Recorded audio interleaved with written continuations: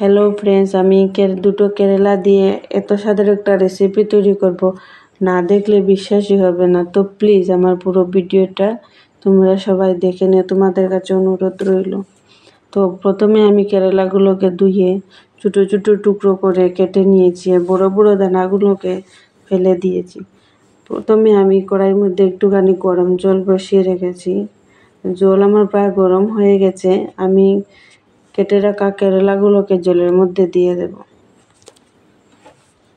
অল্প একটুখানি colour change হয়ে গেলে আমি সবকটা কেরালাকে একটা বাটির মধ্যে তুলে নেব। দেখো, আমার সবকটা কেরালা তোলা হয়ে গেছে, একটা সাইডে রেখে দেবো। শুধুমাত্র 3টে শুকনো লঙ্কা, একটা পেঁয়াজ, 1 গোটা রসুন আর সরষে দানা দিয়ে এই রেসিপিটাই তৈরি করব। আমি মিডিয়াম সাইজের 2টো আলু কেটে রেখে দিয়েছি। এগুলোকে আমি এবার ফ্রাই করে নেব। অল্প একটু হলুদ গুঁড়ো ও সামান্য একটু নুন দিয়ে নেড়ে চেড়ে বেশ ভালোভাবে ফ্রাই করে নেব, হালকা হালকা। এবারে এগুলোকে আমি একটা ঢাকনা দিয়ে ঢেকে দেব। আর ঠিক একইভাবে এই রেসিপিটা করে ট্রাই করে দেখবে, ঘরে ছোট বড় সবাই খেতে খুব ভালোবাসবে। এগুলো আমার অল্পখানি ফ্রাই হয়ে গেছে, এবারে আমি একটা প্লেটের মধ্যে তুলে নেব। দেখো, আমার সেই আগে থেকে সেদ্ধ করা কেরালাগুলো ঠান্ডা হয়ে গেছে। তো এগুলো থেকে আমি জল বের করে নেব।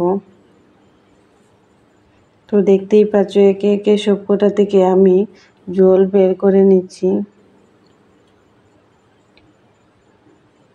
আর এই রেসিপিটা প্রথম কে ঘরে ট্রাই করেছো আমাকে কমেন্ট করে জানিয়ে দিবে, আর কে কে ট্রাই করে খাবে তাও আমাকে জানিয়ে দেবে।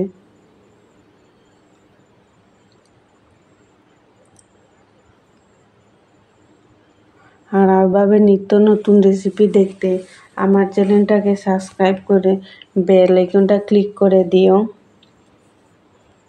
এই দেখো, আমার প্লেটে কতখানি জল বেরিয়েছে। এবারে আমি সেই কেরালাগুলোকে অল্প একটুখানি ফ্রাই করে নেব, ঠিক আলুর মতো। সামান্য একটু হলুদ ও সামান্য একটু নুন দিয়ে এগুলো নেড়েচেড়ে আমি ঠিক একইভাবে ফ্রাই করব। অল্প একটু কালার চেঞ্জ হয়ে গেলে তুলে নেব।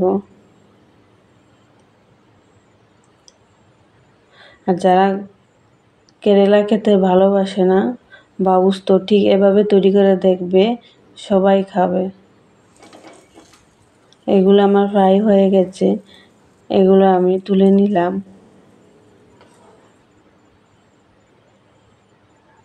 এবার একটা কড়াইয়ের মধ্যে আমি অল্প একটুখানি সরষের তেল দিয়ে দিলাম। দিয়ে দিয়েছি 2টো শুকনো লঙ্কা। এটাকে আমি একটু নেড়ে চেড়ে একটুখানি ফ্রাই করে নেব। এবার দিয়ে দিলাম 2টো তেজপাতা, দিয়ে দিচ্ছি জিরা ফোড়ন। এগুলোকে আমি একটু নেড়ে চেড়ে ভালোভাবে ফ্রাই করে নেব। এই আমার একসাথে পেঁয়াজ, রসুন, শুকনো লঙ্কা, সরষে বাটা দিয়ে আমি এগুলোকেও নেড়ে চেড়ে প্রায় 1-1.5 মিনিটের মতো ভালোভাবে ফ্রাই করে নেব। দিয়ে দিলাম সামান্য একটু নুন, সামান্য একটু হলুদ গুঁড়ো, সামান্য একটু লাল মরিচের গুঁড়ো দিয়ে আমি আবারও ভালোভাবে ফ্রাই করে নেব।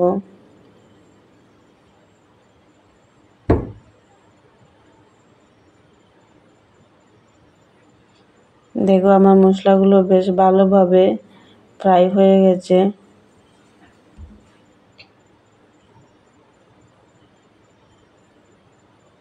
কালার চেঞ্জ হয়ে গেছে পুরোটাই।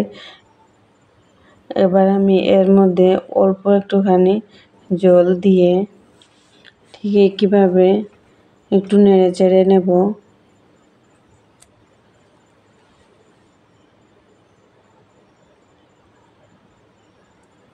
দেখতেই পাচ্ছ, কালারগুলো বেশ দেখতে ভালোই লাগছে।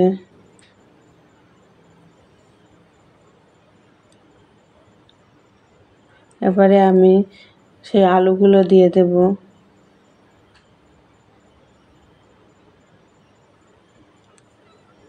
আবার আমি সেই কেরালাগুলো দিয়ে দেব। এবারে একটু নেড়ে চেড়ে তুলে নেব।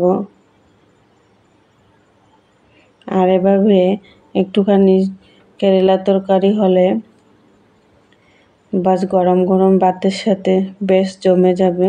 দেখতে পাচ্ছ কালারগুলো বেশ ভালোই লাগছে, খেতেও খুব মন হচ্ছে। তো আমি আজ এগুলো দিয়ে ভাত খাই। আর তোমরা আমার চ্যানেলটা সাবস্ক্রাইব করে নিও।